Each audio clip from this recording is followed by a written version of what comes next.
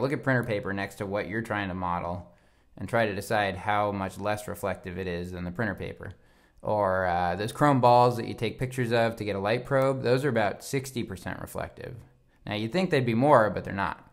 So that's my diatribe on that. Let's do some rendering now. So we got our Phong applied to our sphere, and for it to reflect anything, we need to add some lighting. And I want to talk a little bit about image-based lighting right now because it's pretty cool. So the first thing we want to do, I just opened up my render globals, and the first thing you want to do under common is make sure under render options, make sure you shut off enable default light because that'll screw up just about everything. Then under render using, we want to set it to mental ray. I'm using my 2009 and they've kind of rearranged some of the tabs, but they now have an indirect lighting tab, which I want to go into and create an image-based light. So I'm creating my image-based light, and that's basically what you assign a light probe to. So now our image-based light is here. You can do whatever you want with it. You can rotate it, blah, blah, blah. You can scale it. Scaling it doesn't really matter, but it's nice to be outside of your camera. So now what we want to do is go get a light probe. So we're going to switch over to our internet browser, and we're going to go to debevic.org. Now, I worked for this guy for a couple of years. He's a computer graphics researcher, and he's a genius, and you should pay attention and check out his site because he's got lots and lots of good information. And he's kind of the guy that created the idea of rendering with image-based lighting, of taking a picture of a mirrored ball and turning that into a light probe. So we're going to scroll down on his page, and he has some free light probes that we can use, and we're going to go to the light probe gallery right here. So open this up, and these have been used a lot, and they're pretty fun to work with. So I even use them sometimes in my animation. You can't really tell what they are. I try to blur them or augment them a little bit, but they're really useful. So let's grab our eucalyptus grove at Berkeley. So there's an .hdr right here. These are the different formats. Maya deals with HDRs pretty well. So you want to right click on this. Don't click on it because it's going to try to open it up as a text file, and it's huge. So you're going to save link as, save it to your source images directory. I've already got it here. And then you're going to go back into Maya, and let's go back into our image-based lighting attribute editor. And what we want to do now is we've got type set to image file. We're going up to image name. We're going to grab our RNL probe. And you see it gets loaded up, kind of ghosted in there. And that's about it. That's all you got to do here. Something I often do is under render stats, you can turn off primary visibility if you don't want it to show up in the background. In this case, we do to just kind of see the difference between our reflection and our background. So back in render globals, we want to go to quality, and let's go to quality presets, preview, final gather. And there it is. I never do global illumination rendering. I don't know too much about it. Final gather always gets me to where I want to be with a little bit of tweaking. So you guys can render it however you want. I'm going to use final gather. So let's do a render.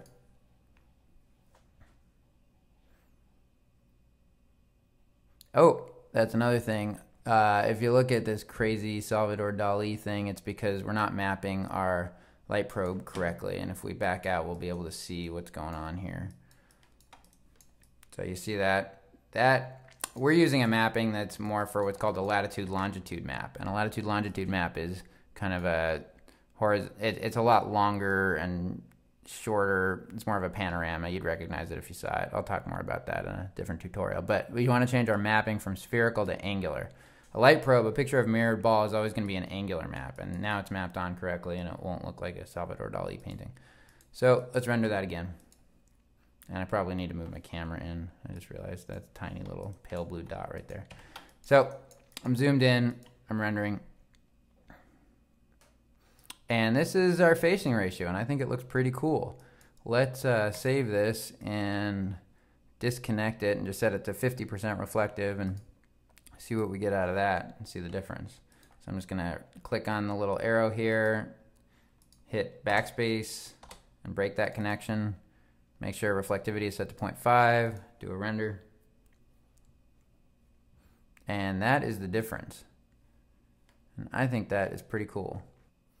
So the render we just did isn't actually physically correct yet. There's one last thing I want to play around with and show you. So if we go back into our hypershade and we graph our Phong shader and we open up our ramp. So these values here, this white value represents the brightness of the reflection at glancing angle, and this black value represents the brightness of the reflection when it's facing the camera. So in reality, I had set this to black, but in reality it's about 10% reflective, or the real number I've always heard is 0.08. So we're going to set our value here to 0.08, and that's going to make it just a little bit reflective, and then gets to about 100%. I mean, you can turn it down a little bit if you want, 0.9. So let's do a render like that, and this is the real deal. This is how it should really look. But of course, this is CG, and we can do whatever we want. So really tweak it to your own desire, contentment. A lot of times, like if you don't want it to be that shiny on the outside, then just pull this white down, and we can save this and drag it in here. Or if you want to do something totally wacky, invert it. I mean, you never really want to do this, but what the hell. So pull this up, and this is what's going to happen if it's more reflective facing you than facing away from you. This is really a great shader for so many different things, and just all I can say is explore it, play with it. Sometimes maybe you don't want it to be that dark in the center. So there you go. There's lots and lots and lots you can do. Let's load up that car render, and I can kind of show you a little bit about what's going on there. I did a different lighting technique that I use a lot also. This is great for like product photography, that sort of look where there's just like one light in the sky. Before we talk about lighting, actually, there's one other thing I wanted to talk about in this scene, which is a little trick I use a lot, and not just for fresnel reflection or sampler info nodes, but for just about everything. So if you go into your hypershade, you see all these shaders that came with the car. And a lot of these shaders are shiny. Some of them are metal, but most of them are going to want to have that fresnel reflection applied to them, especially the glass and the car body, which is what I applied it to specifically. So if we want to find our sampler info, the best way, especially when you've got a bunch of shaders here, is just switch over to the Utilities tab, and you can see your sampler info right here, and you can graph it, and you can see I've got it applied to 2 shaders instead of just 1. So you can really apply this to as many shaders as you want, and since these properties are fairly universal, for anything that's kind of has like a mirror-like finish that isn't metal, you're probably going to want to use similar settings, so you can just drag and drop this onto the reflectivity attribute of just about all those shaders. If you do want to duplicate it, you can usually just select the shader and go to Edit, Duplicate, Shading Network. And now you've got 2 sampler info nodes up here, and then you're going to want to start naming them and stuff like that. And you can delete this node, and you've got this, and you don't have to go through that whole process again that I showed you earlier. So that's about it for shading. Let's talk a little bit about the lighting in this scene. Okay. The thing with reflection also is there's little point light sources that Maya has, all these like directional light, point light, spotlight. Those really don't give you much. You really need an area light source, which is what a light probe is really, to get anything pretty cool out of it. So what I did here is I created an image-based light, and I threw a ramp on it, and I just made it black and white, and that's what gives you that kind of nice big area light in the sky. So let me show you the setup there.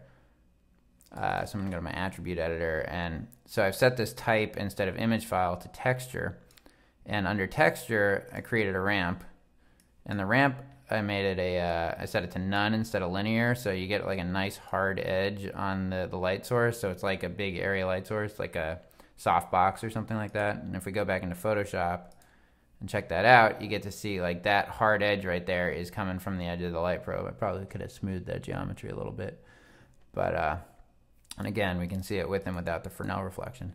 So that's about it. Give me any comments or questions. You can email me at tutorials@funner.net. That's FUNNER.net. And I hope to be back with more tutorials, and good luck with your rendering. Thanks a lot.